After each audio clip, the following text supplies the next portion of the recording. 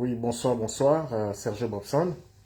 Alors, nous allons prendre quelques minutes ensemble ce soir et je voudrais que vous soyez déjà prêts.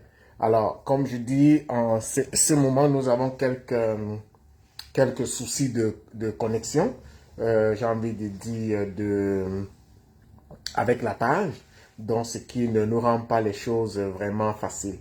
Alors, je vous remercie tous de commencer à arriver. Je vous prie de commencer le partage. Je vous prie d'admettre tous ceux qui peuvent nous retrouver pour que nous puissions avoir quelques heures de discussion sur les sujets, comme je dis toujours, qui sont importants. Alors, la thématique que nous allons aborder aujourd'hui porte sur le journalisme de manière générale, mais sur un fait d'actualité qui est toujours la mamelle dont nous nous abreuvons pour pouvoir discuter ensemble, sur le journalisme à gage.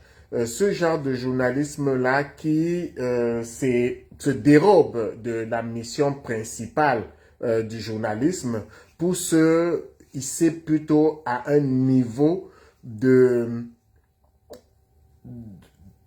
manque de professionnalisme, de manque d'éthique, je veux dire une sorte de paresse journalistique où certains journalistes se comportent plutôt comme des créateurs de buzz. Des créateurs de buzz. Ça veut dire que plutôt que de faire leur métier, plutôt que d'informer, plutôt que de rechercher des événements ou alors de poser des questions qui vont édifier, qui vont renseigner ou alors pousser le citoyen à se poser des questions, à la réflexion, ils vont sombrer plutôt dans une sorte, comme je disais tantôt, de journalisme à gage, de journalistes faiseurs de buzz, des journalistes qui manquent de respect aux personnes qui font l'actualité, aux personnes qui participent au débat, qui doivent participer à apporter des réponses sur des questions politiques, sur des questions de société. Des acteurs politiques qui sont des élus, qui sont présidents de partis politiques. Une sorte de manque de respect caractérisé qui, à un moment donné, nous qui sommes les acteurs lointains de cette analyse-là, j'appelle les acteurs lointains pour dire que nous ne sommes pas des professionnels du journalisme, nous ne sommes pas des professionnels de la communication, nous sommes des communicants, nous sommes le peuple, nous parlons comme vous, nous pensons comme vous, pour que ensemble on essaye de décrypter la société. Bonjour Bertrand.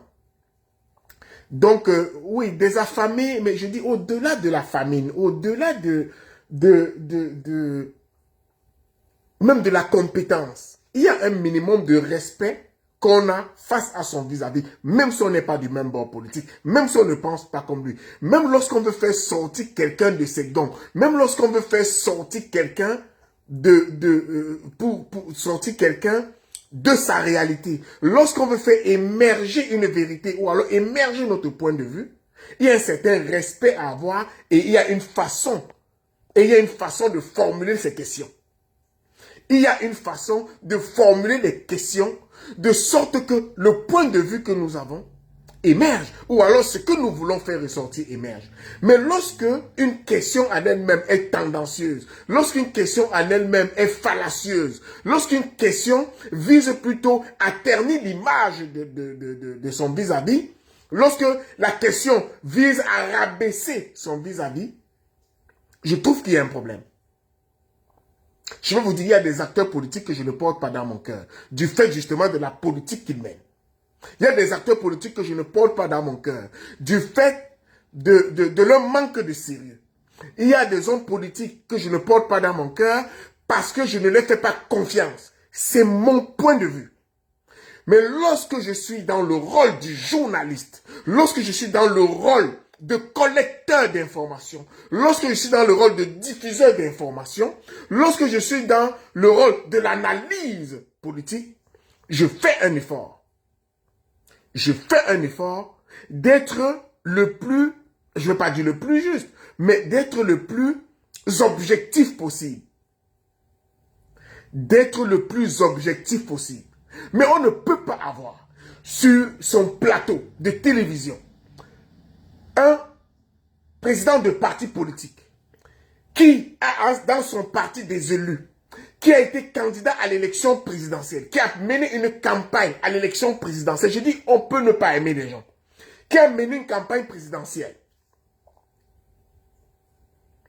avec tous les tourments que ça lui a valu, qui va pour lui-même, qui va aux élections législatives, disais-je, et municipales, réussit à avoir le suffrage, réussit à avoir des voix des Camerounais, la confiance des Camerounais, portée sur des individus qu'il a proposés, même si c'est un seul élu. Il faut avoir du respect pour ceux qui osent. Il faut avoir du respect pour ceux qui ont osé. Il faut avoir du respect pour ceux qui ont pris la peine de proposer un projet, de proposer des hommes qui vont venir conquérir le suffrage. Il faut être respectueux du travail des gens. Ça ne veut pas dire qu'on va soutenir tout le monde, non. Et puis d'ailleurs, dans cette interview, le journaliste Armand Okol, puisqu'il s'agit de lui, dans sa question, commet une erreur. Permettez-moi de le dire. Dans sa question, dans les insinuations, il commet une erreur.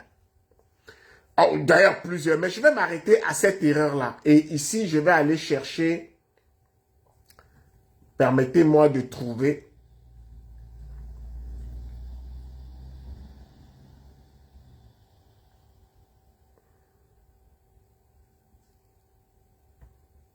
oui, alors, je vais la faire jouer.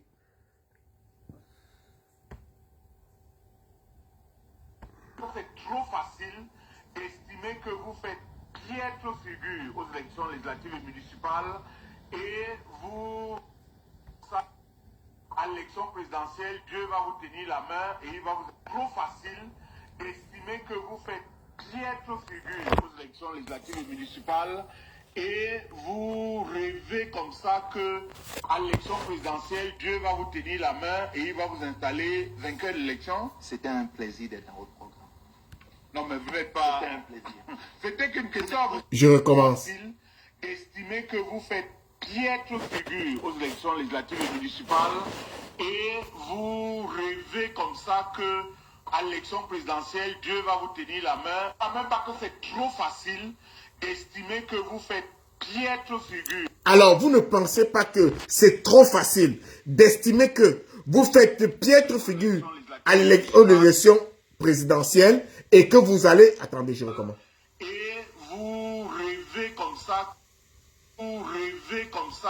même pas que c'est trop facile d'estimer que vous faites piètre figure aux élections législatives et municipales. Alors, je recommence. Même pas que c'est trop facile d'estimer que vous... Vous ne pensez pas que c'est trop facile d'estimer que vous faites piètre figure aux élections législatives et municipales et que comme ça... Piètre figure aux élections législatives et municipales et vous rêvez à l'élection présidentielle, Dieu va vous tenir la main et vous allez être vainqueur de l'élection présidentielle. Je parlais des erreurs tout à l'heure. Je vais m'arrêter sur les deux que j'ai... je vais m'arrêter sur les deux erreurs qui émanent directement de cette première partie.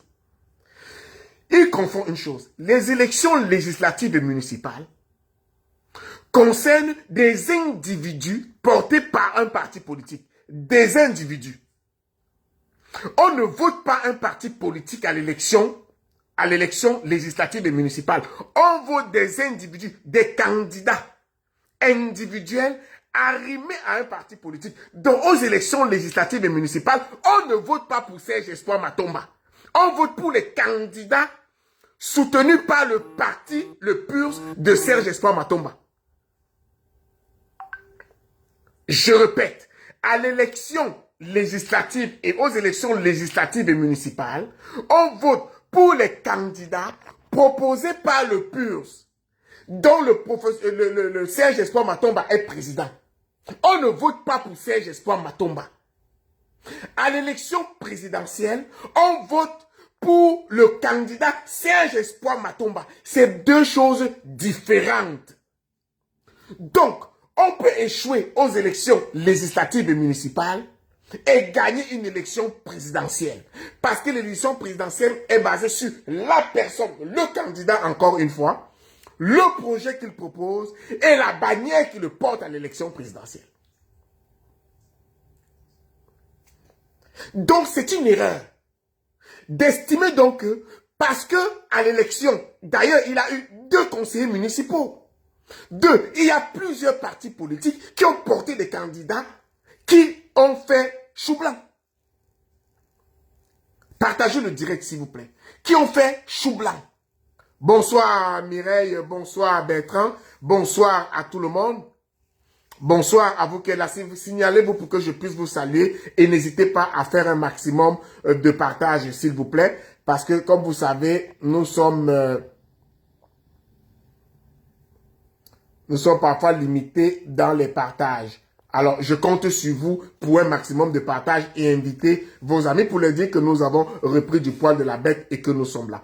J'ai envie de dire que il est malvenu qu'une personne qui n'a jamais été à un suffrage, une personne qui n'a jamais été président d'une association de quartier, une personne qui n'a jamais soumis un projet de loi, qui ne connaît pas le mécanisme de création d'une association, encore moins d'un parti politique, viennent critiquer un parti politique, un leader de parti politique qui a des élus, en faisant allusion à le nombre de personnes qu'il a fait élire comme conseillers municipaux et en faisant le parallèle avec un potentiel succès ou échec à l'élection présidentielle. C'est une erreur et c'est une erreur grave. Il faut qu'on se le dise. On n'a pas besoin d'aimer Serge Espoir Matomba. On n'a pas besoin d'aimer le professeur Maurice Kamto. On n'a pas besoin d'aimer Cabral Libi. On n'a pas besoin d'aimer le président Paul Biya. De tous ces candidats-là, ceux qui ont ne serait-ce qu'un élu, je dis bien un seul élu, sont des partis politiques qui ont une certaine valeur, sont des personnes qui ont une certaine valeur parce qu'ils ne représentent pas seulement leur propre personne, ils ont le mandat. Pour le PURS, il y a des candidats, il y a des militants du PURS qui ont reçu le mandat pour parler au nom du peuple. Qui ont reçu le mandat. Et si on ne peut pas, dans un pays comme le Cameroun, respecter les gens qui ont le mandat de parler au nom du peuple, mais où est-ce qu'on va? Où allons-nous? Si on ne peut pas respecter, moi aujourd'hui je parle tout seul. Je parle tout seul, je parle pour moi et je parle pour les gens, pour les équipes avec lesquelles nous travaillons au sein du réseau. C'est pour nous que nous parlons. Nous ne parlons pas pour le peuple camerounais. Mais au sein du PURS, il y a des individus qui parlent pour le peuple camerounais, qui ont reçu le mandat du peuple camerounais. Au sein du PCRN, il y a des gens qui parlent pour le compte du peuple. Donc, qui peuvent dire que le peuple, qui peuvent dire le peuple revendique, le peuple demande. Au sein du RDPC, il y a des gens qui parlent au nom du peuple, parce qu'ils sont des élus du peuple. Ils sont dépositaires du mandat du peuple. Ils ont le droit de parler pour nous.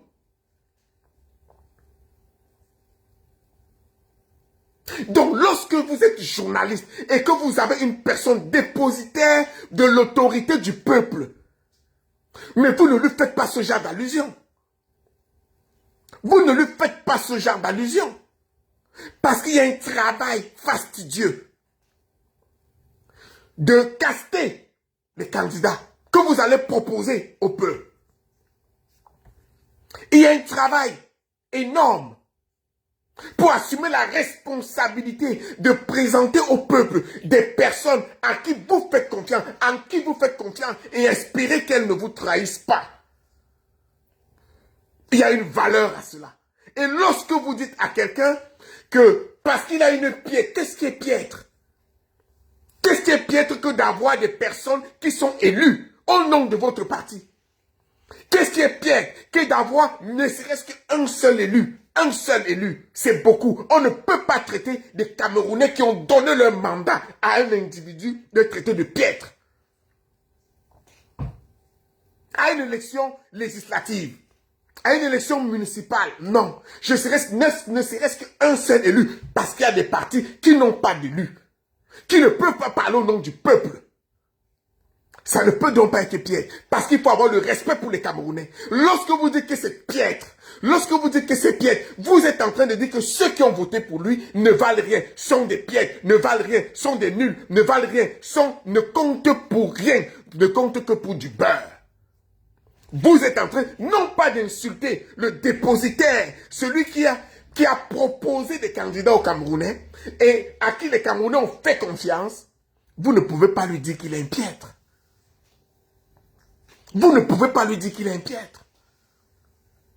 Vous ne pouvez pas. Alors que vous êtes assis sur un plateau de télévision, mon cher Armand Cole, vous êtes assis sur un plateau de télévision et vous pensez que vous arrogez le droit de faire du buzz. Non, on ne fait pas du buzz avec des élus, monsieur.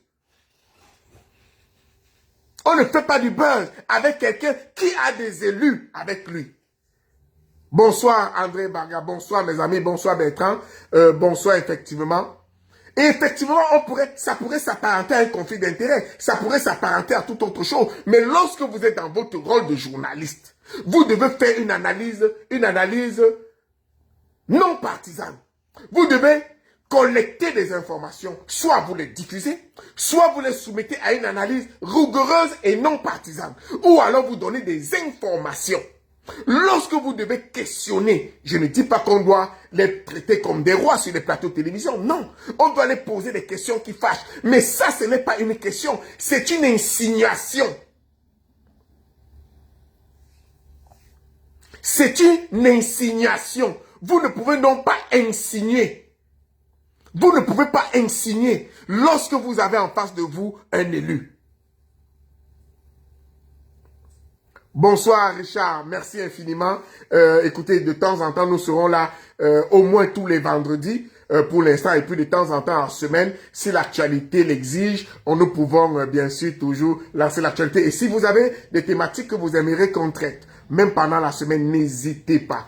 N'hésitez pas également plus tard à aller sur le compte TikTok Sergio Bobson, vous ne me raterez pas, où de temps en temps, on va essayer de mettre un peu de contenu et faire quelques analyses. Alors, votre rôle de journaliste, c'est de collecter les informations. Votre rôle de journaliste, c'est d'analyser et interpréter les faits. Votre rôle de journalisme, c'est de rédiger, de présenter des informations de manière claire, concise, non partisane. C'est de diffuser des informations à travers de différentes plateformes, que ce soit, comme pour vous, à la télévision, pour mettre en valeur ou alors pour faire constater par le peuple la vérité ou alors les opinions des uns et des autres. Mais vous ne leur donnez pas vos propres opinions, vous ne faites pas vos propres analyses. Pensez que parce qu'on a eu seulement quelques élus aux élections législatives ou aux élections municipales, vous disqualifiez d'une victoire à l'élection présidentielle, c'est mal connaître le processus électoral, c'est mal connaître le fonctionnement de l'élection. C'est mal connaître. C'est mal connaître. Et c'est totalement... Et je suis outré de savoir que c'est un journaliste et pas des moindres. Ça veut dire que, quand je dis pas de moindres, ça veut dire que vous êtes quand même connu. Vous êtes quand même sur des plateaux tous les jours. Il y a des Camerounais qui vous suivent. Mais sauf que vous n'êtes dépositaire d'aucun mandat. Vous n'êtes dépositaire d'aucun mandat.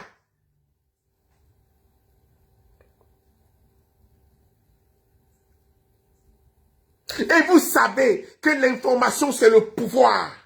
L'information est un pouvoir. L'information est un pouvoir. Et tout pouvoir que vous avez doit venir avec certaines responsabilités, comme on le dit dans le film. Tout pouvoir vient avec des responsabilités. Vous ne pouvez donc pas prendre le pouvoir que vous avez d'être sur les médias, le pouvoir que vous avez de pouvoir influencer d'une certaine façon les auditeurs, ou les téléspectateurs, et donner l'impression que il y a une corrélation entre le nombre de députés à l'Assemblée nationale ou le nombre de conseillers municipaux à une valeur réelle ou directe à l'élection présidentielle. Non, on ne vote pas pour les mêmes personnes.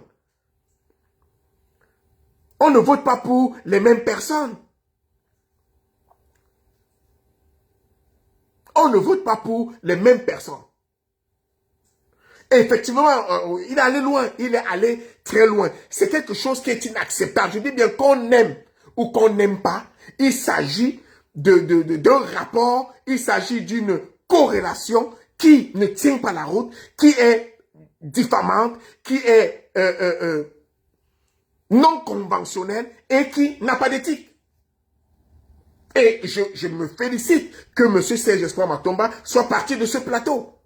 Parce que ce n'était pas effectivement une question. Et même lorsqu'il s'est retiré du plateau, au lieu que le journaliste se rende compte de la bêtise qu'il venait de faire et même de s'excuser, eh bien non. Nous sommes dans Facebook, nous sommes dans TikTok, ou du moins il pense être sur Facebook et du TikTok, et il en rajoute. Et comment est-ce qu'il rajoute, comment est-ce qu'il remet ça?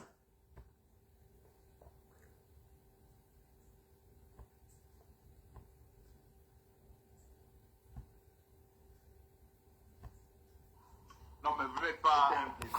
C'était qu'une question à monsieur le secrétaire. La question Non, mais tous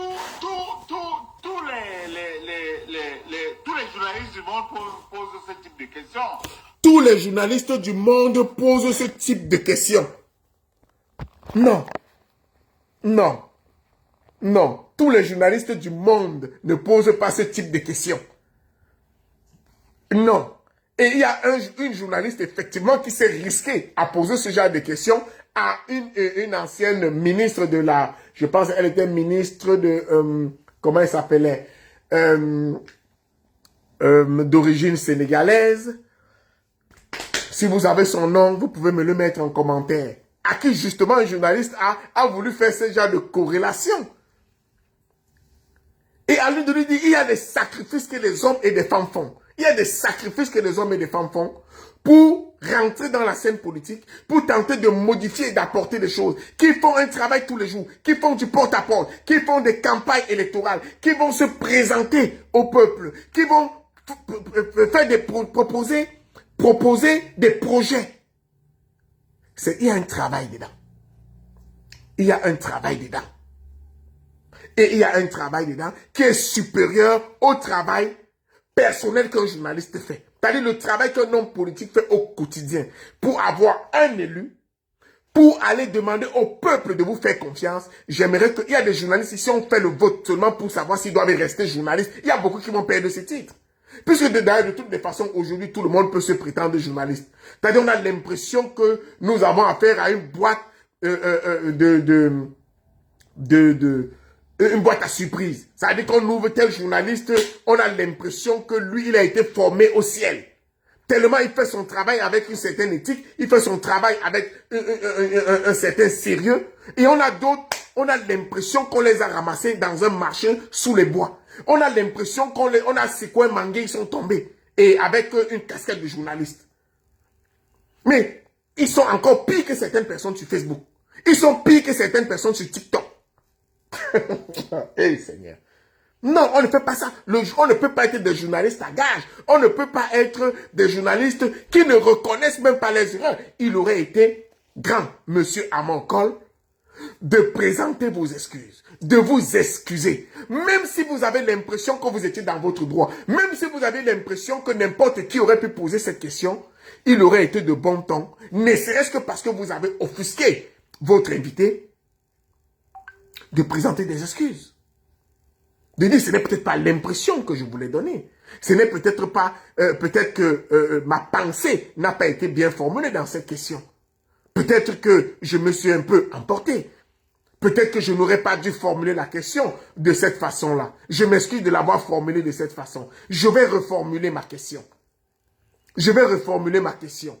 Et on aurait pu la reformuler. Je me lance comme ça. Par exemple, en disant, non, peut-être, j'aurais dû reformuler la question peut-être autrement. Ce que je veux dire, monsieur Matomba, puisque à l'élection législative et législative, vous avez eu 2 élus, quel est le travail que vous avez fait pour que à l'élection présidentielle, puisque les élus-là étaient représentés par votre parti, qu'est-ce que vous avez fait comme travail pour espérer avoir une victoire à l'élection présidentielle?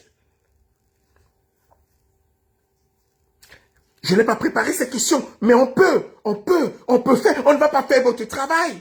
Il y a une façon de sortir d'une situation avec honneur. Il y a une façon de sortir d'une situation avec grandeur, avec hauteur. De prendre de l'épaisseur.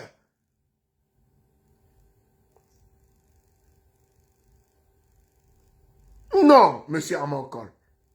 Et effectivement, justement, c'est là le problème, puisque vous êtes vous-même porte-parole d'un candidat à cette élection présidentielle, à qui quelqu'un d'autre pourrait avoir le toupet de poser la même question. Oui, parce qu'on pourrait estimer que 5 députés, c'est pas grand-chose, et que ça ne vaut pas d'aller gagner une élection présidentielle. Je ne suis pas d'accord avec cette analyse. Je ne suis pas d'accord avec cette formulation de la question, monsieur Amankol. Non. Non. C'est du dénigrement. Et puisque vous êtes porté parti d'un autre candidat à l'élection présidentielle, d'un parti concurrent du PURS, ça pourrait laisser sous-entendre que vous êtes dans la partisanerie. Alors que votre rôle de journaliste vous dispense. L'éthique vous empêche d'être partisan. Et c'est peut-être cette séparation que vous avez du mal à faire. C'est que certains journalistes ont du mal à faire. De rester critique seulement sur certains et pas sur d'autres. D'avoir des sentiments pour certains et pas pour d'autres. Je peux me le permettre. Je ne suis pas... Lorsque je suis sur les réseaux sociaux, je n'endosse pas ce rôle je ne suis pas journaliste. Mais lorsque j'écrivais ou lorsque j'écris pour La Voix de la Diaspora, qui est un média, qui est un journal, eh bien, je m'arrange dans mes éditoriaux à être le plus impartial possible. À dépeindre chaque candidat d'une vue générale et laisser les autres, lorsqu'il y a des informations, analyser ou interpréter. Mais je ne me fais pas juge. Je ne me fais pas bourreau. Je ne me fais pas juge et bourreau. Je ne me fais pas vecteur de conscience.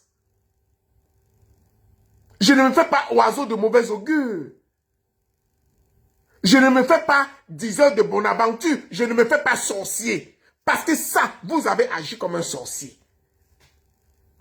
Vous avez agi comme un sorcier. Et moi, je vous suggère, monsieur Amankol, de vous excuser. Vous en sortirez plus grand. Parce que vous avez donné l'impression que vous voulez dénigrer un parti politique qui a des élus. Vous êtes porte-parole d'un candidat, d'un parti politique qui a des élus.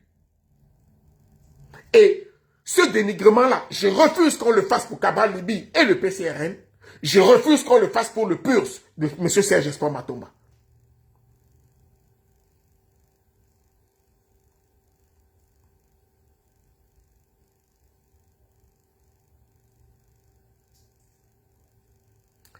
Il faut le dire.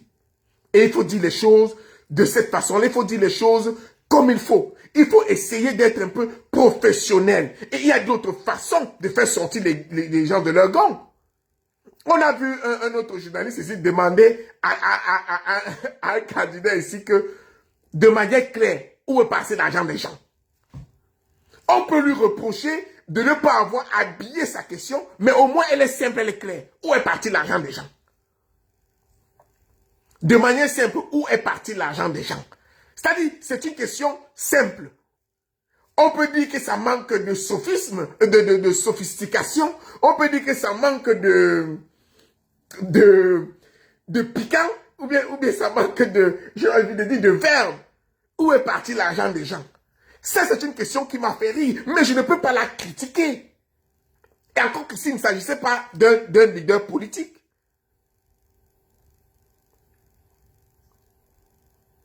Et le même journaliste, à un autre, cette fois-ci, à un ancien candidat à l'élection présidentielle, il a posé une question de savoir. Lorsqu'il parlait de l'argent de Suvival, il a dit que l'argent était où? Dans quel compte? Il a posé la question, l'argent était où? Qui gérait l'argent? C'est-à-dire de manière simple, là, qui gérait l'argent? Dans quel compte allait l'argent? De manière simple, laissons le verbe, laissons tout ça. L'argent est où? Cette question également manquait de sophistication. Cette question manquait de fumée, peut-être. Mais elle avait le mérite d'être claire, d'être simple, sans dénigrement, sans arrière-pensée, ou du moins, dans la question, l'arrière-pensée n'est pas formulée.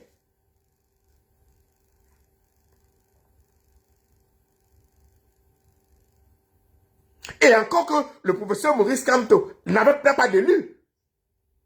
Et il interviewait dans le cadre d'un projet qui n'était pas partisan, qui était supposé être un problème associatif en dehors du parti politique. Et il s'inquiétait donc de que, mais si c'est un projet qui était géré en dehors du parti, pourquoi l'argent était dans le compte du parti? Pourquoi, où était l'argent? L'argent était versé où? Pourquoi dans les comptes du MRC? C'était des questions simples, cash, claires, qui étaient embarrassantes, mais qui n'étaient pas tendancieuses. S'il vous plaît, vous qui êtes là, partagez. Partagez le direct. Partagez, c'est-à-dire, mettez, ce n'est pas, même si nous sommes une dizaine, une quinzaine, si chacun de nous faisait 10, 15 partages, d'autres personnes verraient la vidéo plus tard. Donc, je vous invite à partager. Vous savez que notre page est attaquée. Personnellement, je ne peux pas partager. Je n'arrive pas à partager. Je peux copier les liens, mais copier les liens, aller mettre là-bas. Je ne veux pas. Moi, j'ai du respect pour ceux que j'ai en ligne. Et vous savez que quand une personne monte, je commence. Je peux parler pour une personne comme je peux parler pour 1000 personnes. Et je parle pour une personne comme je parle pour 1000. Et je parle pour 1000 comme je pense et parle pour une personne. Parce que je m'adresse aux individus. Je m'adresse aux individus. Et ces individus-là, je m'attends à ce que lorsqu'ils entendent ma voix, lorsqu'ils partagent ou pas mes analyses ou mon point de vue, mais qu'ils partagent pour trouver d'autres personnes qui vont les conforter dans leur point de vue, ou alors qu'ils partagent pour que d'autres personnes nous départagent et me disent si j'ai fait erreur. Bonjour Irène, bonjour, merci. Bonjour Régine, bonjour, merci. Vous pouvez également écrire Good Live et vous pouvez partager la vidéo, s'il vous plaît. Partagez la vidéo. Vous savez, ça fait seulement quelques temps et nous faisons des sorties comme ça une seule fois par semaine. Donc, tout le monde n'est pas encore habitué. Donc, on s'attend à ce que les gens viennent, qu'ils partent, qu'ils attendent de voir. Et puis, que de fil à aiguille et que le faisant tous les vendredis, ben, que ça devienne une coutume, que ça devienne une habitude pour que désormais, à un moment donné, que nous soyons suffisamment nombreux comme nous l'étions à un moment donné. Mais vous êtes nombreux également à regarder les vidéos en différé. Vous êtes très nombreux, donc je vous invite à continuer à partager. Alors, ici... Bon, mais piètre parce que si on va à une élection où on a eu beaucoup de listes et qu'on s'en sort uniquement... Alors, et il fait autre chose, il dit piètre parce qu'il veut justifier le mot piètre qu'il a utilisé dans son vocabulaire, dans sa question. Piètre, qui en réalité est un adjectif qualificatif. Piètre. Alors il estime donc que ce qui est mauvais, ce qui est insignifiant, ce qui est sans valeur, et que puisque vous êtes allé et que vous avez présenté plusieurs candidats, et que vous n'avez obtenu que quelques-uns, eh bien, c'est donc le résultat donc est piètre. Ce qui ne comprend pas, mon cher, c'est que une élection municipale, elle n'est pas collective, elle est individuelle. Elle est individuelle. C'est un candidat, une circonscription, un candidat, une circonscription, un candidat, une circonscription. Un. Ce n'est pas nous 10. C'est vrai que ce sont des listes, mais c'est un. Celui-ci, sa tête me plaît, je vote pour lui. Celui-ci, sa tête ne me plaît. On ne vote pas pour le parti politique, on vote pour l'individu. On ne vote pas pour le parti politique, on vote pour l'individu. Aux dernières élections législatives ici au Canada, il y a quelques jours, il y a un responsable de parti, président de parti politique, qui, présentant une liste aux élections municipales, non, législatives, Lui-même a été battu dans sa circonscription, alors qu'il a eu des élus. Son parti a eu d'autres élus. Lui, il a perdu dans sa circonscription. Ça ne veut pas dire que c'est une piètre. C'est sa performance. C'est son échec à lui, mais pas pour son parti. C'est son échec. Lui, il n'a pas été élu, mais d'autres personnes ont été élues. Donc, on ne peut donc pas parler de manière générale pour son parti. On ne peut pas dire qu'elle est piètre. Non, parce que des individus ont été élus dans son parti. Qu'est-ce qu'il a fait? Il a fait amende honorable. Il a démissionné. Oui, merci, bonsoir. Alors, dites-moi en commentaire. Dites-moi en commentaire, qu'est-ce que vous pensez de cette déclaration? On va continuer la suite. Comment, avec 2 conseillers, cela va de soi qu'on a fait piètre performance. Mais bon, c'est de son droit, le droit de l'inviter de s'être levé et d'être parti. Il me semble que les mots ont leur sens et le mot piètre est loin d'être une insulte parce qu'au Cameroun, aux élections législatives et aux élections municipales, les deux couplés, on est à près de 500 je vais dire, circonscriptions électorales. En termes de conseillers municipaux, on a à peu près 11 000 conseillers municipaux à conquérir aux élections municipales et aux élections législatives. On a 180 sièges à conquérir. Si on va à une telle élection, on a 0. Oui, bonsoir mon cher Nsala. Il me semble bien que cela veut dire qu'on a fait piètre performance. Bon, le premier secrétaire. Donc non, moi je suis en total désaccord. Alors, oui, j'aimerais, mon cher Tsala, que tu viennes nous dire un peu qu'est-ce que tu entends par là quand tu dis qu'il a fait son travail. J'aimerais que tu viennes un peu nous expliquer ça. Peut-être qu'il y a un point que je ne comprends pas ou alors une analyse que tu fais qui est différente de la mienne. J'aimerais que tu viennes pour qu'on ait cette discussion-là. Alors, le téléchargement est en cours. Je ne sais pas si tu as vu parce que tu as fait une demande que j'ai acceptée. On va essayer de voir ça. Alors, Monsieur Tchala, c'est de laisser le téléphone tel quel et puis d'accepter la demande. Alors, elle est en cours, je ne sais pas pourquoi ça traîne. Alors, vous qui êtes là, s'il vous plaît, partagez le direct au maximum. Monsieur Tchala trouve que notre frère Armand Ocol a fait son travail et que échec de connexion. On va essayer.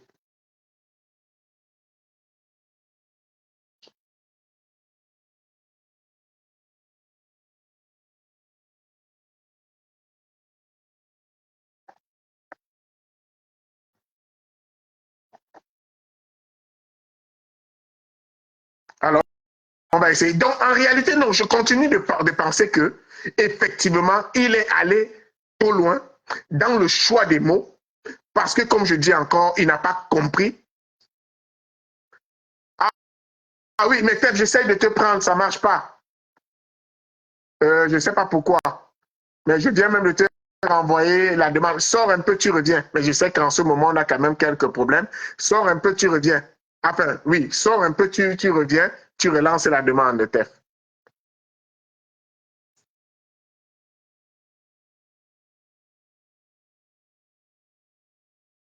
Ah, parfait. Oui, TEF, explique-moi ça. Alors, d'abord, salut, je n'aime pas comme un bouilloule dans ton. C'est quoi tu as droit là? Je vais quand même dire bonjour. Je vais quand même dire bonjour à l'auditoire qui est là. Comment ça va? Oh non, ça va, mon cher. Ça va, ça va. Alors, très beau petit panel. J'ai quelques minutes, je ne travaille pas, alors je me suis dit, je vais me jeter dans ton direct. En fait, tu vois ça là. C'est ça là. S'il vous plaît. Ah non, je ne savais pas que c'était une bombe, ça. Ouais, mais quand tu vois TEF là, c'est ça là. Tu vois TEF, non? C'est ça qui donne TEF. Donc, c'est pas américain, c'est juste moi. Donc. Parfait. Alors, revenons sur le débat. Armand Ocol reçoit un politicien sur son plateau. OK? Oui. Il lui tend ou tire un mot, n'importe quoi. quand on est politicien, on ne va pas sur sur les panels qui vont avec notre idéologie. On va affronter des gens qui sont même pires ennemis politiquement parlant. Hein, c'est pas dans la vraie vie, là, faut pas mélanger les choses. Donc, il a dit, utilisons le bon terme, des pires adversaires. Des gens qui vont te poser des questions quand tu te demandes, mais comment celui-ci peut me poser une question comme ça? Tu ne quittes pas le plateau. Tu ne quittes pas le plateau. Pour moi, monsieur, comment il s'appelle Armand Okol, tu parles de qui? De Serge Matomba? Monsieur Matomba, oui. Monsieur Matomba, que je continue à admirer comme personne, ça ne change rien. C'est pas le fait qu'il ait quitté un plateau que du coup, pour moi, il n'est plus quelqu'un. Que je continue à admirer comme personne. Aujourd'hui, a fait une piètre performance au plateau télé.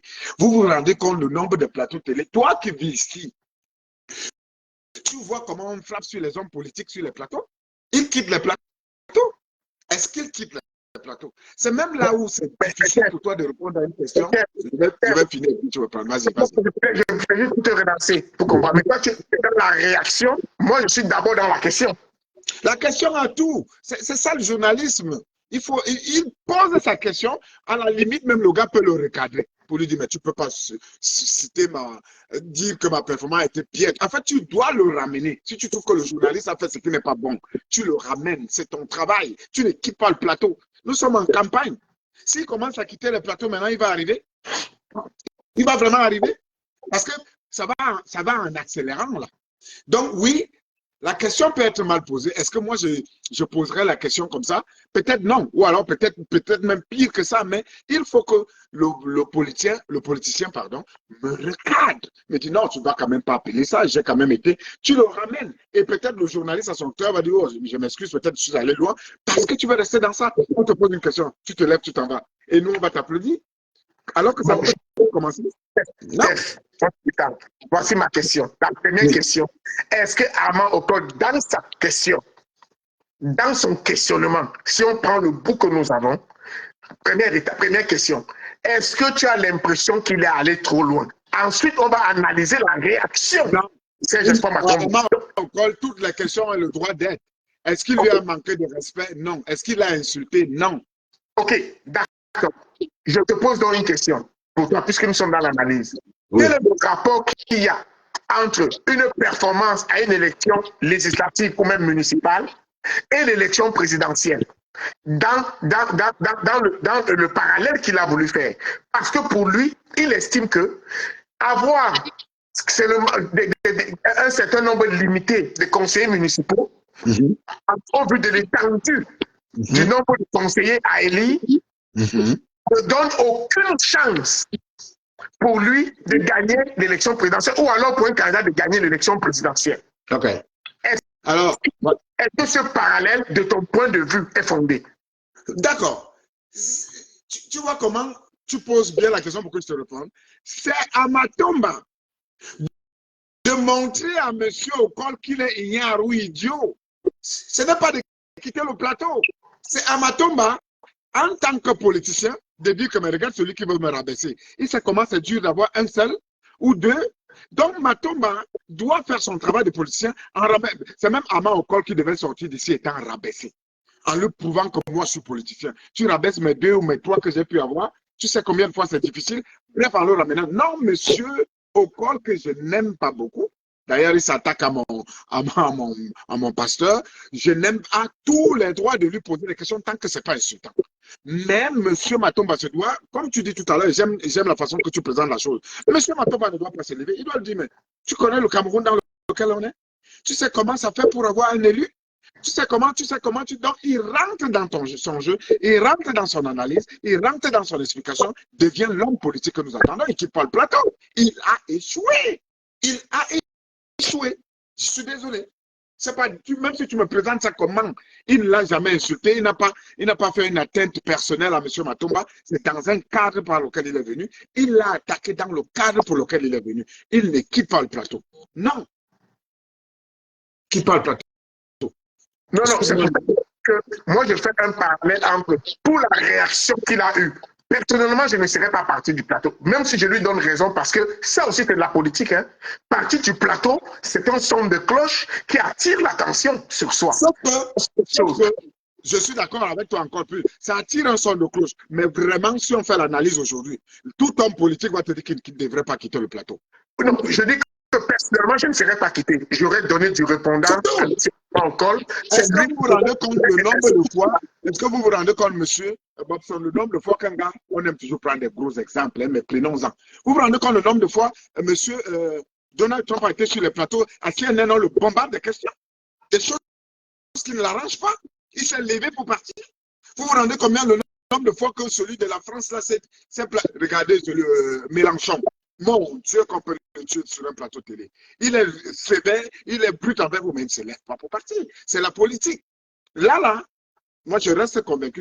Monsieur Matoumba, ce n'est pas ce qu'il a fait aujourd'hui qui me déçoit de lui, qui me désolidarise de lui, là. Je reste solidaire à lui, là. Mais, en tant qu'homme politique, il a fait mal de se lever sur un plateau de télé, surtout en ce temps-ci. D'ailleurs, pour revenir dessus, je prends son exemple, même si, encore une fois, celui-là, je ne suis pas souvent trop d'accord avec lui, M. Obama lui disait, mais quand tu vas te retrouver en face des autres, tu vas faire quoi? On va t'insulter même. Mais attends, vous avez vu le nombre de questions que monsieur, les Camto, les Cabral, les Joshua aussi, tout le monde se fait lécher partout là. Mais il devrait quitter partout où il s'en va. Non, monsieur Matoumba, je continue à encourager des jeunes comme vous parce qu'avec vous, on rêve, mais vous ne vous levez pas sur un plateau de télé. Vous ne vous levez pas. Surtout en ce moment-ci. Si on avait atteint votre vie personnelle, vous parlant de vous personnellement, j'aurais compris. Mais c'était dans un cadre politique. Non, tu ne te lèves pas. Mon frère, je ne sais pas qu'est-ce que vous voulez faire là. Armand Okol n'est pas un homme. Dans le cadre d'aujourd'hui, il n'était pas un homme politique. Il était passé de l'autre côté de la chaise. Il pose des questions. Si tu trouves que les questions ne sont pas bonnes, ramène-le, rabaisse-le si tu peux le rabaisser, même pour lui prouver combien de fois tu es grand. Tu ne quittes pas le plateau de télé. Voilà ce que je voulais dire là-dessus, bro. Non, tu ne quittes pas. Non, je suis désolé. Je tiens à dire que la réaction de Serge Espoir Matomba, comme je dis encore, chaque chose a une portée politique. Donc, ça dépend de l'analyse ou de la portée qu'il voulait donner. C'est vrai que personnellement, je dis bien personnellement, je ne serais pas quitté, mais je soutiens la démarche, je soutiens d'avoir insisté sur un certain mot de piètre performance, de cet offusqué, de ce mot-là. On a jugé ses performances de piètre. Il a même été un autre piètre homme politique en quittant le plateau. C'est piètre. Non. Tout ce qu'il fait. Non, c'est une autre action politique. C'est une réponse politique. Maintenant, moi, je vais te dire ce qui va lui arriver. Ce qui va lui arriver sur le plateau maintenant, c'est qu'on va l'attaquer sèchement. Il va se faire attaquer sèchement. Parce qu'on va comprendre que peut-être il va s'énerver pour partir. Parce que les gens qui voulaient venir même mollement vont lui poser des questions dures pour voir à quel niveau il les encaisse. Si c'est une tactique politique, ok, donnons-lui la chance que peut-être il voulait qu'on en parle toute la journée. Ben, on va en parler. Qu'il sache que la prochaine fois qu'il est sur un plateau télé, les journalistes ne vont pas lui faire des cadeaux. On va l'allumer, mais grave, quoi. Grave. Non, il est souvent réputé pour avoir du répondant. C'est pour ça que... Vas-y, excusez-moi. Je dis qu'il faut qu'il ait du répondant parce que s'il n'en a pas, tous les plateaux télé, d'ailleurs on en parle aujourd'hui, tout le monde en parle, et comme les télé, tu connais la télé Info TV, Info TV va l'allumer. Je le vois en face de Yemek. Ils vont l'allumer, mais ils vont l'allumer. La politique, c'est pas les bisounours. Même si nous aimons le personnage, nous aimons les efforts, nous aimons ce qu'il fait. Moi, tout jeune politique, bref, moi, tout opposant, je vous ai déjà dit ça, tout opposant politique, je suis contre lui parce que je veux le changement dans mon pays. 43 ans, c'est long, je l'ai toujours dit. Mais commencer à quitter les plateaux de télé parce qu'on a dit piètre performance. Si c'est une stratégie que tu es venu chercher, assieds-toi sur tes deux fesses parce que ça va te bombarder, ça dure. Ça va bombarder dur. Donc, moi, je ne suis pas d'accord avec lui. Ce n'est pas du cadeau. Effectivement, la politique, ce n'est pas du cadeau. La politique, c'est aussi de savoir se saisir de certaines opportunités, de savoir exploiter, de savoir exploiter les forces, de savoir exploiter les faiblesses. Eh bien, ça également, ça peut être, ça va dépendre de la façon qui va gérer. Monsieur Bobson, j'ai vu une émission télé que tu as vue où monsieur Cabral Lébi est assis en face de Ona, en face de Méo. Tu as vu cette émission-là, c'était Obama qui dirigeait ça. Chacun avait droit à 2 ou 3 minutes. Mais ça fusait de partout. Ça fusait de partout. Que tu as amené un programme dit que ton truc que tu as amené là, c'est tribal. Il faut défendre ça. Monsieur Cabral ne s'est jamais énervé. Même s'il savait qu'en face de lui, le gars qui le contredit, là, qui dit des choses, qui fait, sait que ce qu'il dit n'est pas vrai. Mais il faut le challenger. Aujourd'hui, le même meilleur est ressorti pour dire que Cabral avait été solide. Mais ce jour-là, en disant aujourd'hui qu'il avait été solide, il voulait le rabaisser. La politique, c'est pas le machin. Tu es en face d'un journaliste parce que tu sais qu'il a des acquaintances avec un autre parti politique. Tu te lèves pour faire du buzz. Non, il a loupé son coach aujourd'hui là. Mais non, mais c'est là que je ne suis pas d'accord. Comme je dis encore, quand tu veux faire du buzz, et c'est pour ça que je dis qu'il s'est accroché à un adjectif, il s'est accroché à un mot, et pour créer peut-être que dans ce débat-là, il y avait des éléments pour lesquels il n'était pas prêt. Peut-être que dans ce débat-là, il voulait également, parce qu'aujourd'hui, nous sommes en train de faire pratiquement une heure de démission. Nous parlons de lui. Alors, on voit un peu si Lyon aussi, quel est le point de vue de Lyon. Partagez le direct, s'il vous plaît, vous qui êtes là, partagez le direct, partagez-le massivement. S'il y a quelqu'un qui veut monter, qu'il nous trouve, moi j'ai dit, on parle aujourd'hui, mais il s'est mis dans une eau bien chaude. Je vous dis, sur les plateaux de télé, ça va cogner dessus. C'est la politique. Attendez, la politique. Il se passe moi, je ne vous vois pas. Moi non plus, je ne le vois pas. Donc, quelqu'un ne peut pas venir sur un plateau de télé, il quitte, ça va parce qu'on a posé une petite question, il n'est pas d'accord avec lui. Non, pas du tout. On est en politique. Allô? Allô? Allô, moi je t'entends bien, mais on ne te voit pas. Oui, mais je ne vous vois pas. Moi-même, je ne te vois pas. Moi-même, je ne te vois pas, mais je t'entends. Vas-y, vas-y. On t'écoute. Est-ce que vous m'entendez? Oui. Ok. Bon, alors. Vas-y. Ok. Il y a des voix derrière toi, mais vas-y. Recule. Là, maintenant, on te voit, mais recule le téléphone, sinon on ne voit que ta tête. Vous m'entendez? En fait, excusez-moi, je suis à l'extérieur. Donc, du coup, vous allez entendre quelques petits bruits, mais je veux donner un petit avis. Après, je vais descendre vite fait. Non, c'est bon. C'est bon. Vas-y. Tu peux éloigner le téléphone, tu ne vas voir que dans tes yeux. Mais parle, c'est bon. Okay. Vas-y, on t'écoute. Alors, je voulais dire que ce qui s'est passé hier avec le candidat Serge Espoir Matomba sur la chaîne BNews One, c'est quelque chose, moi, personnellement, qui m'a dérangé. Bon, je pense et j'estime que, bien entendu, que chacun sache que je suis proche des idées que Armand Ocol défend. Donc, je suis proche des idées que Cabral et le PC. Vous êtes frères, vous deux là, y compris avec Armand Ocol. Mais je veux dire que j'ai été dérangé. Parce que, pour moi, j'estime que Armand Ocol, nous sommes déjà, c'est vrai, nous ne sommes pas encore en campagne. Nous sommes en pré-campagne, je vais dire ça comme ça. On est en train d'émailler le terrain. Donc, moi, je pense que Armand, oui. Tu mets le téléphone normalement, quand tu ne l'approche pas trop, on t'entend. Remets le téléphone devant toi normalement. Ok, donc je pense que Armand Ocol oui. Ton oreille, voilà, parle, ça t'entend. Ok, donc je pense que Armand, là vous m'entendez là? Oui, très bien, vas-y.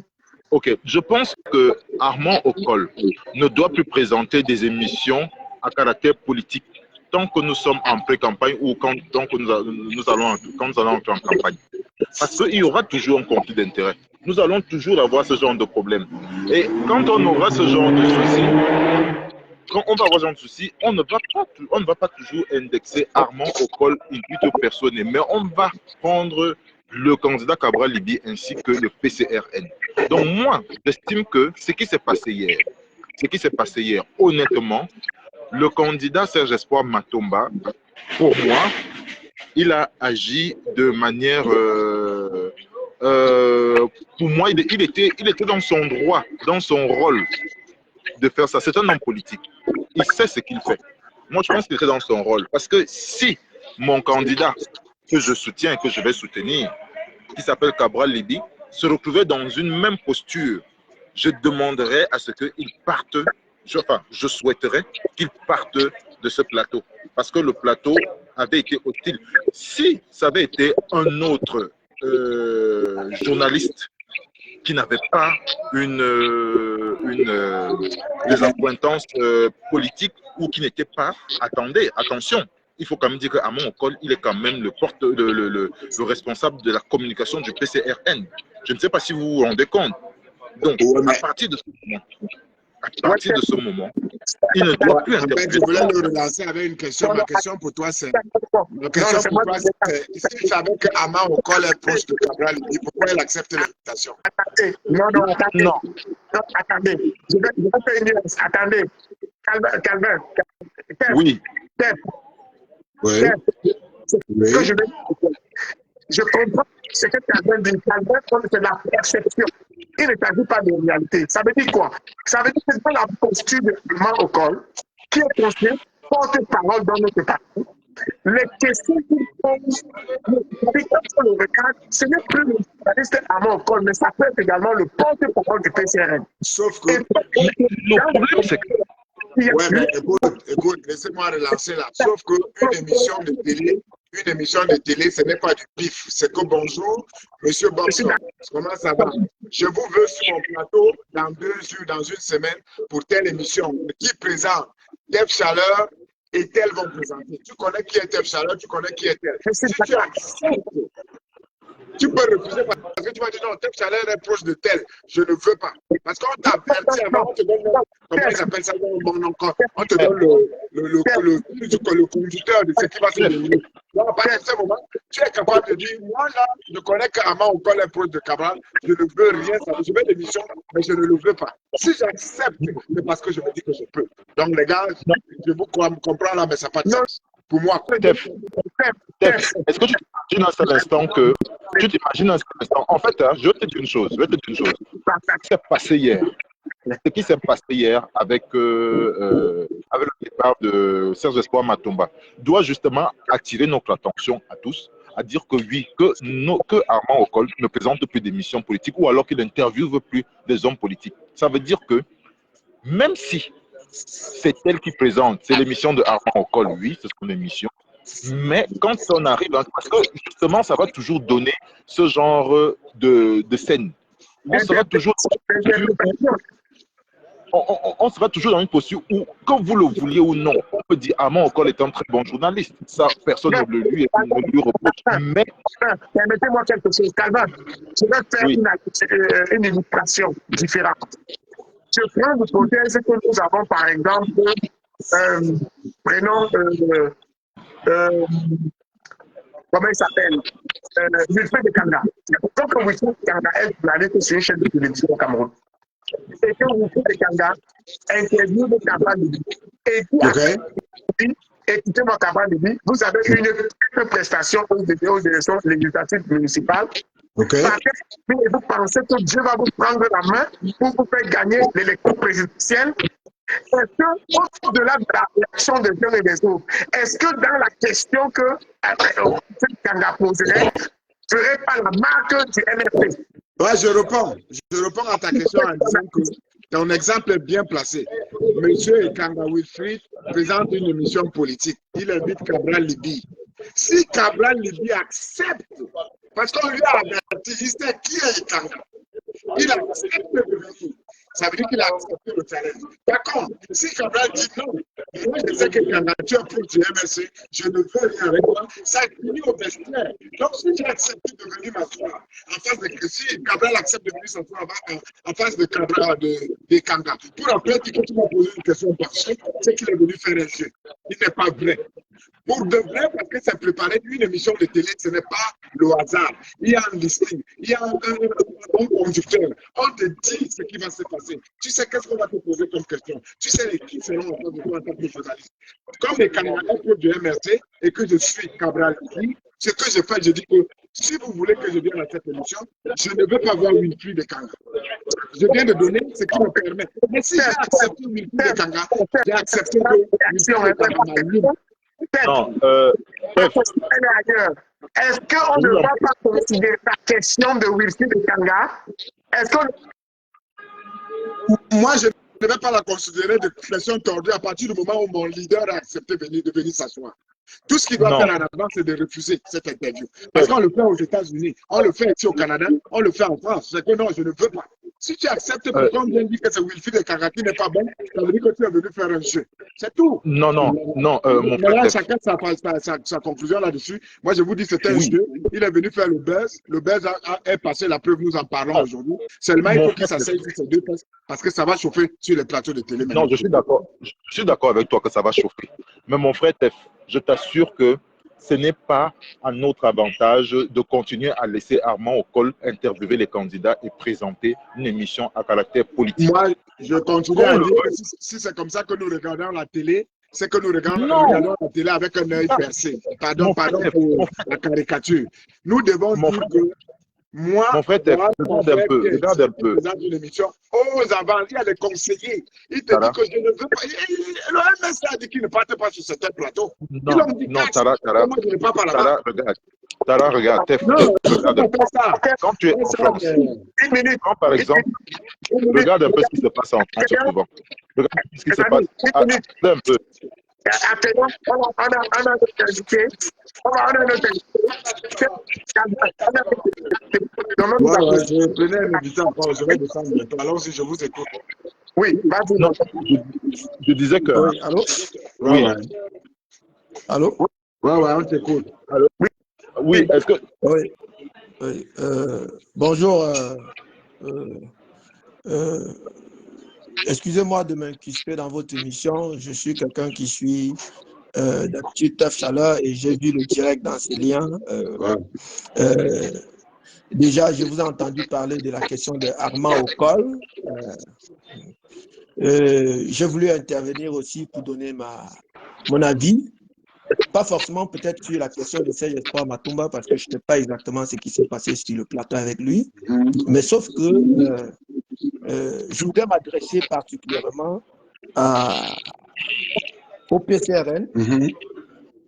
Je voudrais m'adresser aux sympathisants du PCRN. Et je veux m'adresser aussi particulièrement à son leader, Cabral Libye.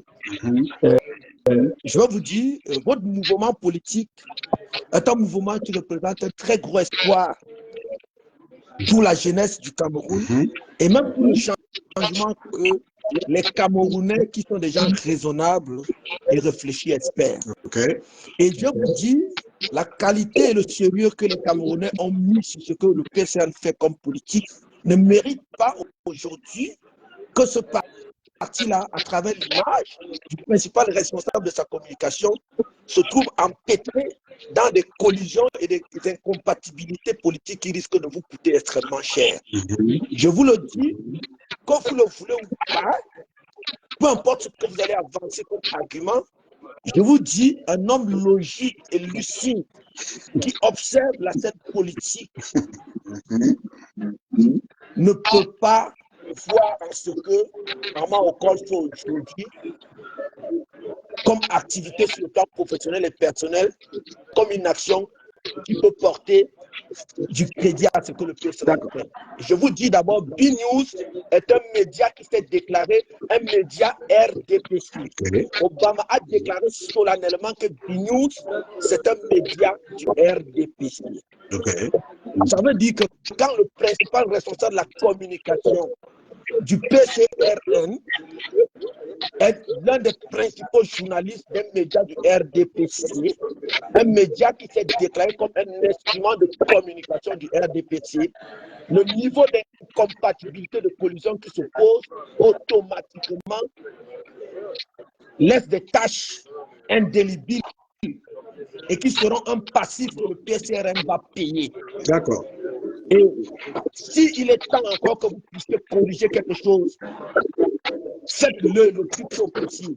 Si Armand Okol tient à sa carrière professionnelle parce qu'il en a besoin pour vivre, voulu décharger de ses responsables des responsables de la communication du PCRN. D'accord. C'est un message que je transmets à l'honorable Cabral Libi. Prenez vos responsabilités. D'accord. À Écoute, défaut, je vais réagir un peu. vous allez assumer tout ce qui adviendra. Je C'est le vais petit donc message que je réagir voulais un vous peu. adresser. Merci beaucoup de me suivre. Et je vous parle en tant que quelqu'un qui a toujours apprécié ce que vous faites. Merci. Ok, merci. Merci beaucoup. J'ai réagi en premier parce que tu as dit. Ah, vas-y, Bobson. Vas-y. Avant que tu me prennes la parole, je voudrais d'abord, oui, Frangin, avant que tu me prennes la parole, je voudrais d'abord dire que nous sommes plus dans l'interprétation d'une situation, nous ne sommes pas dans le fait. Une perception, c'est une perception qui est liée, ce qui pourrait être apparenté à des conflits d'intérêts. Ça veut dire quoi? Un candidat qui est réputé être pro-gouvernement avec un secteur de la communication d'un parti de l'opposition, le PCRN, qui a pignon sur eux, qui introduit un autre leader politique et qui délivre la portée du tirage que son parti fait. Il est donc en train de dire qu'il y a de la perception qui se peut trouver pour résumer. Et là, je laisse donc à test besoin de répondre. Ensuite, mettre Calvin. Et puis, on va repartir. Pendant ce temps, si tu peux appuyer sur le micro pour le couper, comme ça, toi, tu entends. Et après, quand tu as le temps de parole, tu n'arrives pas à couper ton micro. D'accord, coupez donc vos micros pour que vous puissiez m'entendre. Premièrement, merci beaucoup de me suivre, puisque tu as dit que tu me suis beaucoup. C'est intéressant de savoir qu'on se retrouve sur un panel avec quelqu'un qui vous suit. Merci. Donc, c'est pour moi un respect d'abord. Alors, pour ce que tu as dit, voici comment ça se présente. Ah, il a sauté. Ah, okay. Il a dit, je vais devoir aller le chercher. Oh là là. Non, je vais aller. Ah, bah, c'est pas grave. Tu avais la parole, il y a quelqu'un qui avait la parole avant parce que je voulais spécialement. Alors, je veux, est-ce que je peux faire la parole? Vas-y, bro, vas-y. Vas-y, le temps que... Ok. Alors, moi, je voulais dire que sur ce que ce monsieur a dit, honnêtement, je suis d'accord avec lui. On est là sur deux choses. Parce que là, on n'est plus dans un jeu. On n'est plus dans un jeu. On est dans une situation où on veut prendre le pouvoir pour diriger ce pays. Dans tous les pays les plus développés au monde, on ne voit pas ce qu'on est en train de voir là. Je me rappelle encore, une jurisprudence, je me rappelle encore de Augré Pulvar, qui était journaliste sur CNews, et elle était la femme d'un candidat à l'élection. C'est-à-dire, elle était la copine d'un candidat à l'élection. Elle a été obligée de ne plus présenter des émissions à caractère politique pendant la campagne. Pendant la pré-campagne, les 6 mois qui suivaient, elle n'a plus présenté des émissions en France.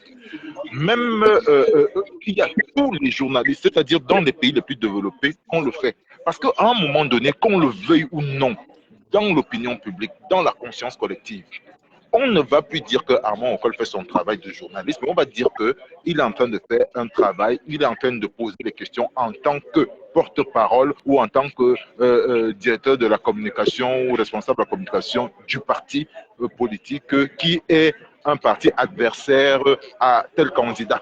Donc les questions sont... Donc vous voyez que quand on tourne ça, même si on tourne ça comme on veut, je n'ai rien contre Armand Okol, mais on peut tourner comme on veut. Il y aura toujours cette tâche-là qui va toujours faire que chaque fois que Armand Okol va recevoir un candidat à une élection présidentielle, toutes les questions qu'il va vouloir poser, il y aura toujours cette problématique-là. Voici le responsable de la communication du parti qui nous pose ce genre de questions pour nous descendre, pour favoriser son parti politique. Okay. Mon frère Tef, tournons ça comme on veut. Mais ce sera toujours comme ça. Je vous dis que donc, moi, pour chuter mon frère, s'il te plaît, pour moi, Armand Okol, soit il garde son émission à caractère politique, et je pense même que même s'il la garde, ça va toujours faire tâche. Je pense qu'il ne doit plus interviewer, il ne doit plus faire d'émissions, il ne doit plus interviewer, il ne doit plus être intervieweur des hommes politiques et qui reste dans l'émission qu'il fait, mais sans plus parler, sans plus interviewer les hommes politiques, sans plus interviewer les candidats à l'élection présidentielle. D'accord. Et qu'il reste dans son poste de journaliste, comme il le fait dans l'émission qu'il présente. Alors, Voilà ce que moi, je continue donc à vous dire que si M. Armand Okol avait rencontré M.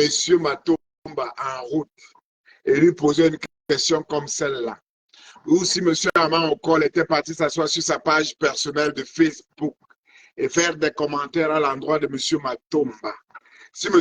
Armand Okol était allé à une autre chaîne de télé pour traiter l'autre de piètre, je vous serais d'accord avec vous.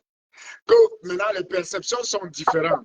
Si je t'invite sur le plateau de télé, restons dans la forme. N'allez pas dans les illusions ou les inventions ou les croyances. On croit en Dieu, on ne croit pas en tout le reste. Le reste est réalisable. La seule chose qu'on ne voit pas, c'est Dieu. Ça veut dire qu'on doit simplement croire. Parce que le reste, on le voit. Monsieur Bobson, bonjour. Je suis Tef Chaleur.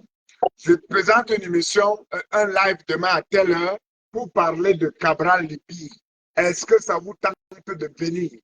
Sachant que à ce live-là serait invité, je ne sais pas qui est collaborateur ou qui est machin. Si tu acceptes et que tu viens de faire ce que tu as fait, c'est piètre politique. Ça veut dire que tu as accepté parce que tu veux jouer le jeu. Autrement dit, tu devrais me dire, monsieur, non, je n'y viens pas parce que l'alcoolique, celui qui va me poser les questions avec tel, fait alliance avec telle personne. On a vu ça aux États-Unis avec CNN. On a vu ça aux États-Unis avec, comment on appelle, Fox News.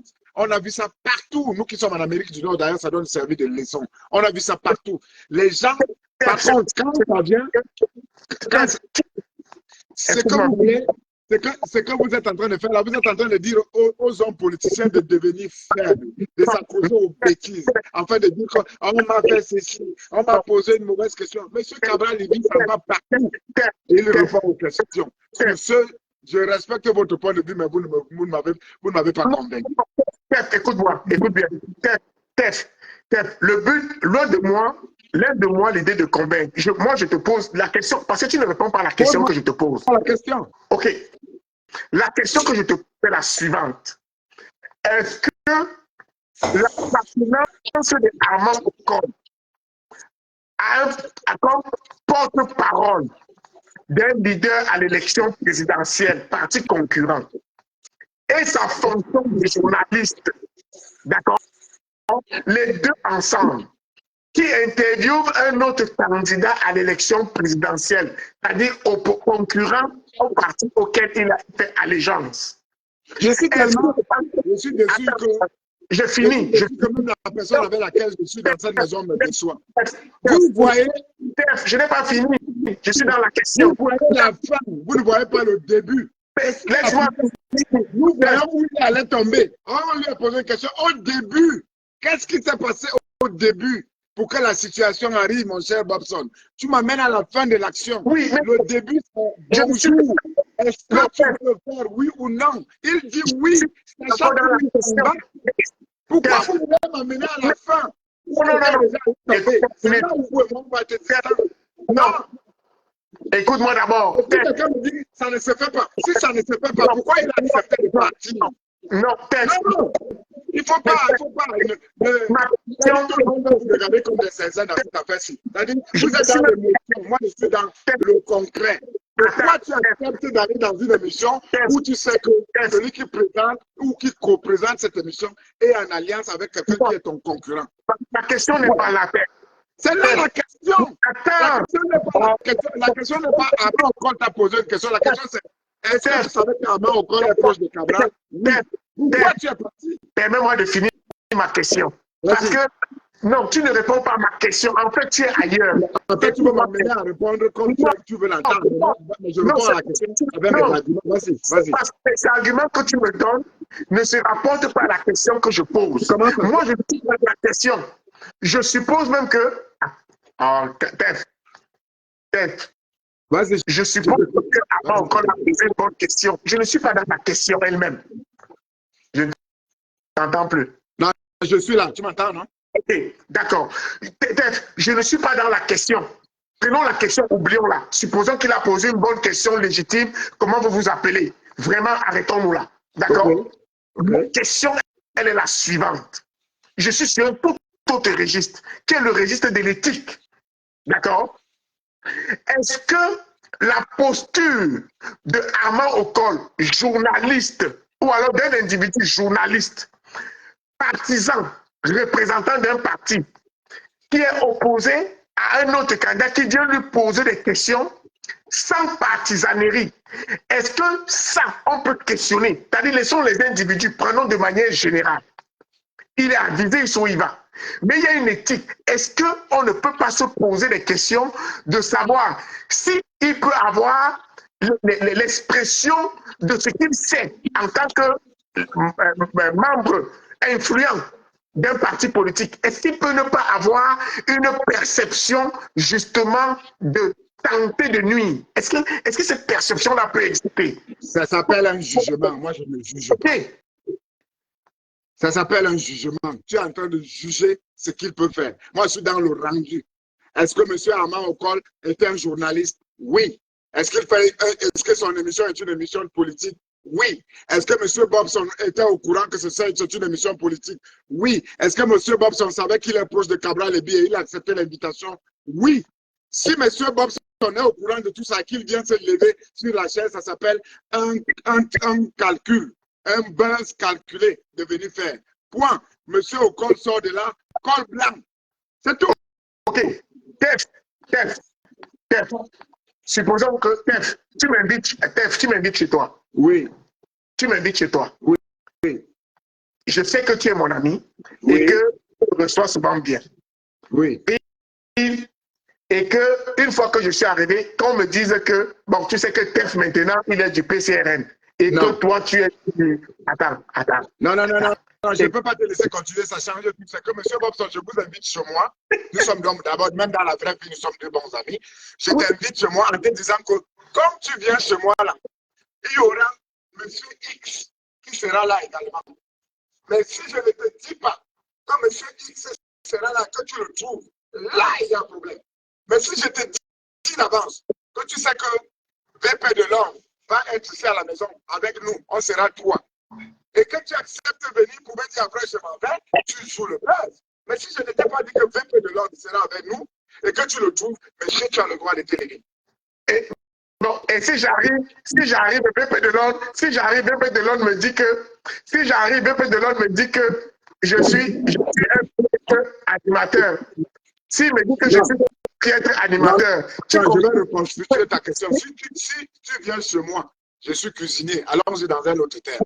Oui. Si tu viens chez moi, je te dis, Bobson, dans la vraie vie, ceux qui nous écoutent là, Bobson, c'est mon ami, on se fréquente. Bobson arrive donc chez moi. Bobson arrive chez moi, je dis à Bobson que et moi, on va te poser des questions sur le Québec pour savoir comment va le Québec. Bobson me dit, OK, il n'y a pas de problème. Je t'avais dit que comme tu vis au Québec, Bobson, Tef Chaleur que je suis et VP de Londres, nous allons te poser les questions pour savoir comment les Camers vivent au Québec. Tu dis oui. Tu viens t'asseoir chez moi. Je te pose la question. Bobson te pose la question, tu te lèves, tu t'en vas. C'est un coup bien foiré. C'est un coup mesuré. Parce que tu étais averti. Par contre, si je ne te l'ai pas dit et que tu viens t'asseoir chez moi, au lieu que c'est moi qui te pose des questions, monsieur VP de Londres commence à te poser des questions. C'est un coup monté, tu as le droit de te lever de partir. Les gars, ce n'est même pas à chercher de midi à 14h. Ça, c'est un coup politique qu'il a voulu marquer aujourd'hui, mais comme je viens de vous dire, en descendant parce que je fais autre chose, mon cher, qu'il s'asseye sur ses deux fesses, parce qu'on va lui faire ça dur sur les toits, sur les plateaux maintenant. On va lui faire ça dur même. C'est-à-dire, Laurent, tu as vu la dernière émission que Cabral est allé assister avec 2 ou 3 journalistes, où un lui a demandé, mon frère, qu'est-ce qui se passe avec l'alliance des partis, machin, là, que Cabral ne s'attendait pas, non? Parce qu'on ne donne pas, c'est pas de la c'est pas les bisounettes, on te cogne sec. Donc là, aujourd'hui, tout ce qu'il avait, c'était de ramener M. Okol petit comme ça, et pour lui dire que tu juges mes performances, tu sais qu'est-ce que nous avons fait dans ce pays, combien ont pu faire comme moi, combien ont pu, qui sont même arrivés à mon milieu, pour que tu viennes juger mes performances piètres. Là, M. Okol devient bien petit, au point peut-être même de s'en excuser et de changer sa question. À l'heure où je vous parle, celui qui a gagné son match s'appelle M. Okol, parce que lui, le politicien, a fui. C'est tout. C'est tout. Vous ne pouvez pas me renverser ça. Maintenant, il y a un autre exemple que vous me prenez. Quelqu'un a pris l'exemple entre la femme d'un leader politique et le conseiller d'un leader politique. La femme et l'homme, c'est un. Ils sont mariés, c'est un. Ils forment un. Quand tu rencontres ma femme en route, c'est moi que tu as rencontré. Nous sommes un. Voilà, vous ne connaissez pas les exemples. Vous ne connaissez pas les exemples. Donc voilà, c'est ce que je voulais répondre. Bro, je te laisse continuer dans ton live et faisant autre chose. On est ensemble. Ok, merci beaucoup. Merci à toi. Merci. Ça m'a fait plaisir. Alors, donc, continuez à partager le direct. Dites-moi si le son est toujours bon, parce que parfois, quand tout le monde descend le son avec les poèmes que nous avons sur la page, ça devient un peu compliqué. Oui. Alors, oui, parfois, quand tout le monde descend, le son devient un peu compliqué. Donc, j'aimerais que, comme je dis encore, il y a une question et il faut que j'insiste là-dessus. Il y a ce qu'on appelle la perception. La perception, c'est le regard que les gens ont sur une situation donnée. Ou c'est le regard que les gens ont sur un objet donné. Une question de perception et de perspective, dépendamment du point où on se trouve. La situation telle qu'elle est décrite et par la plupart des commentaires que nous avons lus après avoir posté cette vidéo et sur les pages sur lesquelles elle circule, c'est que nous avons un journaliste. Peut-être pour que ce soit clair, disons les noms. Un journaliste qui pose la question à un leader politique. Sauf que ce journaliste-là est le porte-parole d'un autre conseiller, d'un autre président de parti politique.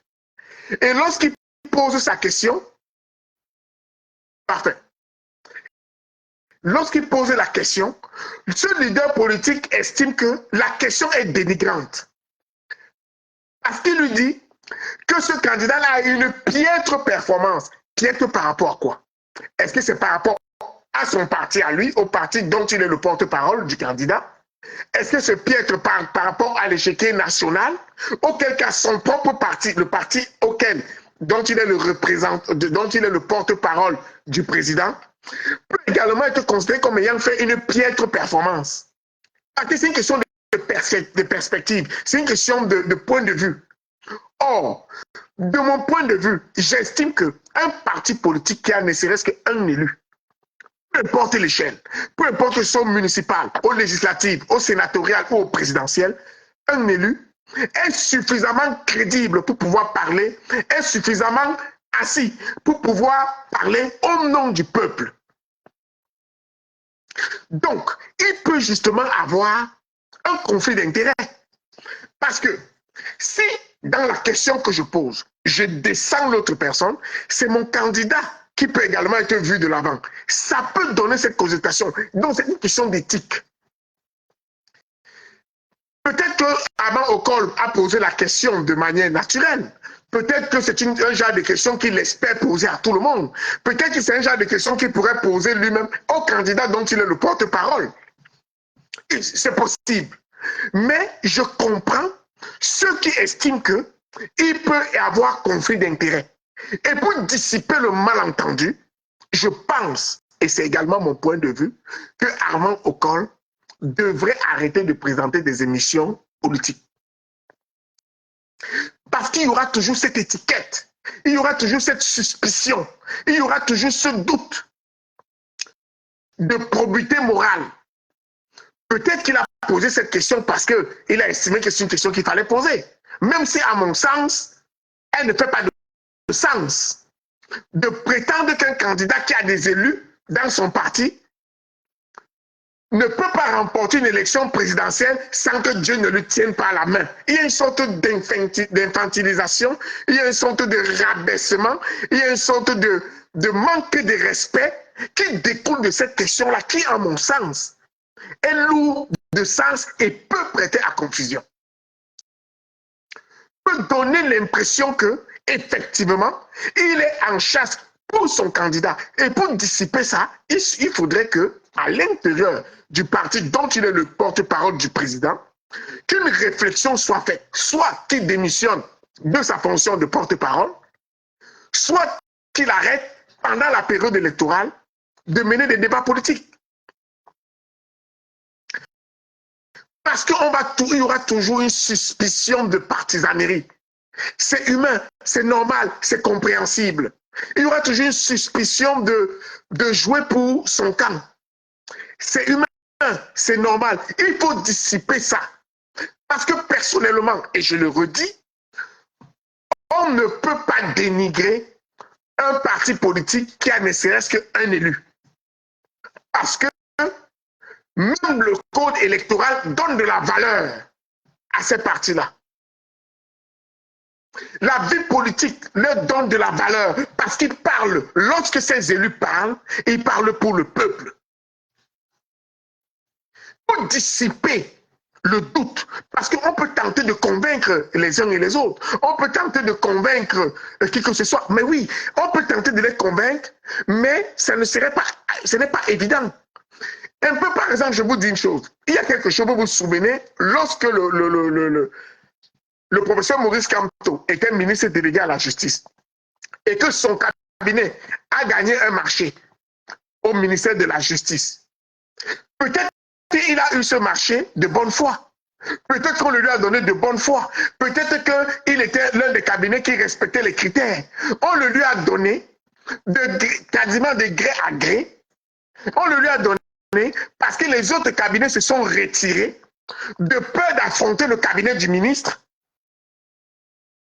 Donc, il y aura toujours eu cette suspicion qui a mis le professeur Maurice Kamto dans un conflit d'intérêts.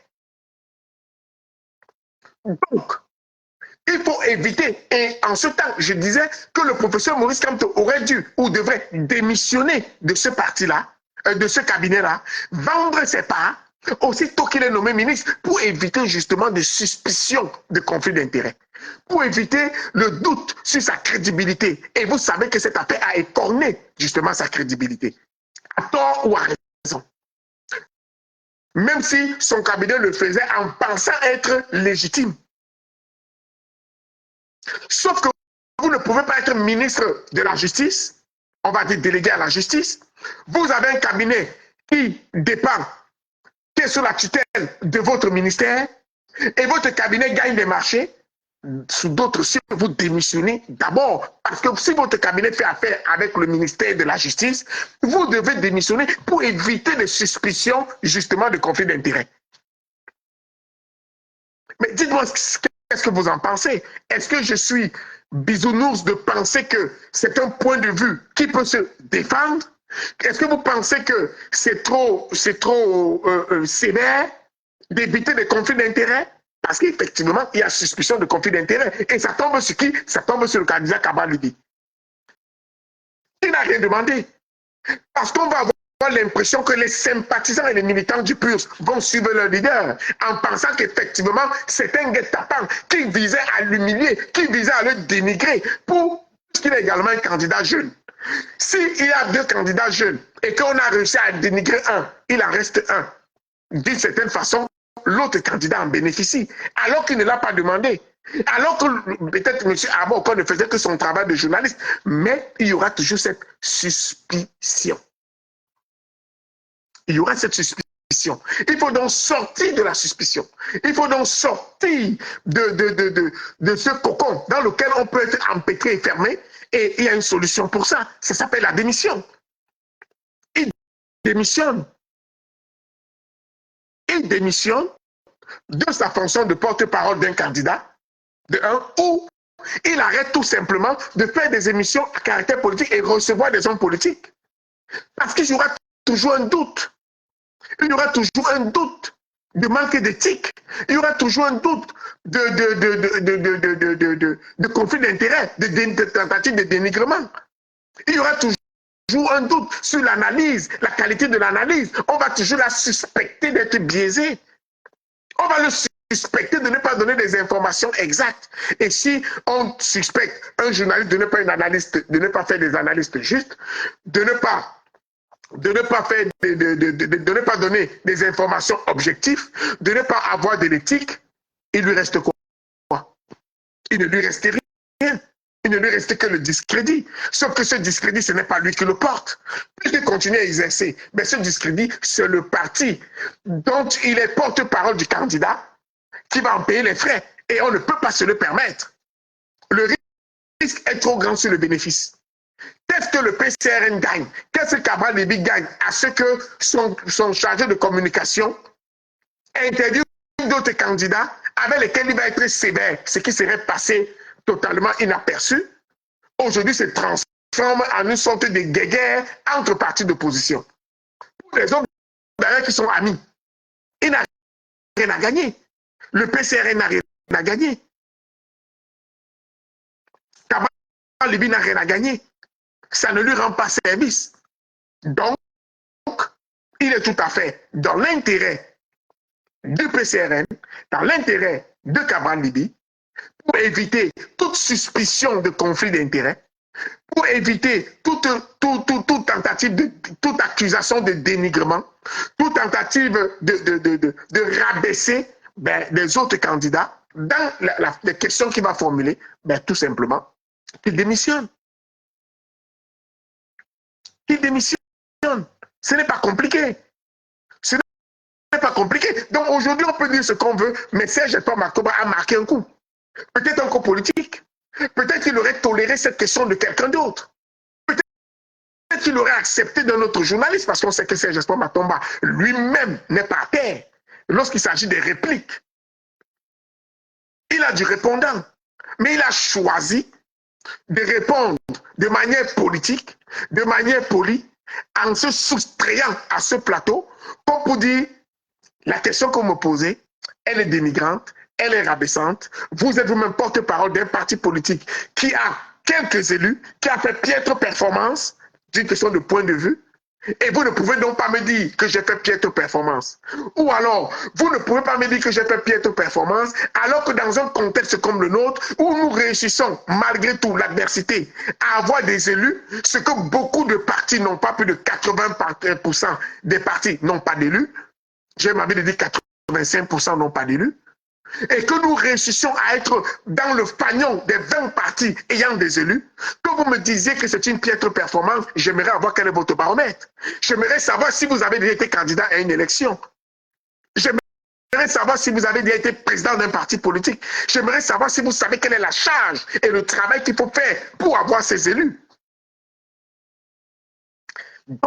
Donc, ça pourrait se poser comme ça, ça pourrait poser des problèmes, ça pourrait poser des bases de la suspicion et même des bases de conflit entre les partis politiques ou même entre les partis d'opposition qui ne comprendraient pas qu'un porte-parole d'un autre candidat de l'opposition s'attaque violemment à un autre candidat de l'opposition qui a quand même quelques élus. Ça pourrait être apparenté à du dénigrement.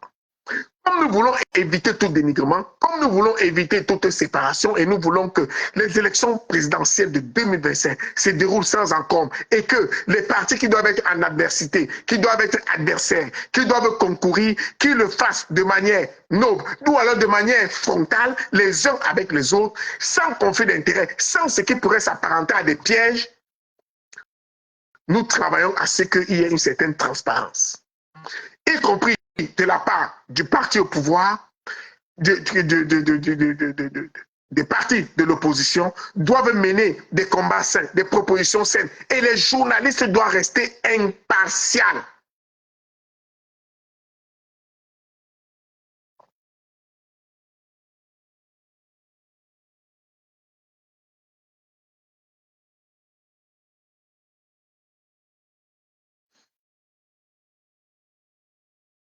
Alors, il faut que chacun revienne dans son rôle. Un journaliste est un observateur qui rencontre. Un observateur qui rencontre. Et l'observateur pose des questions pour aiguiser l'attention des spectateurs ou téléspectateurs. Ça ne doit pas être son point de vue.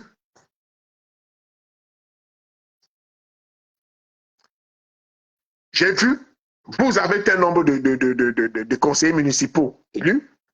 Vous vous apprêtez à aller à une élection présidentielle, à tel moment. Est-ce que vous pensez que le travail que vous avez fait pour votre parti politique jusqu'ici vous mener à une victoire à l'élection présidentielle lorsqu'on connaît la charge ou le travail qu'il y a à faire. Et vous avez exprimé l'observation, le nombre de candidats, le nombre d'élus, la fonction visée. Et ce qui est au milieu là, c'est l'incertitude. Ce qui est au milieu là, c'est incertain. Ce qui est au milieu là appartient au peuple. Ce qui est au milieu là appartient au travail que vous allez fournir ou à la proposition que vous allez faire. À qui? À nous, le peuple.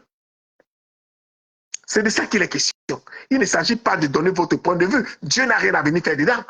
Ce n'est pas Dieu qui va venir vous tenir la main pour que vous pensez que vous allez être président. Non, ça c'est un point de vue personnel qui n'a rien à voir avec des observations objectives.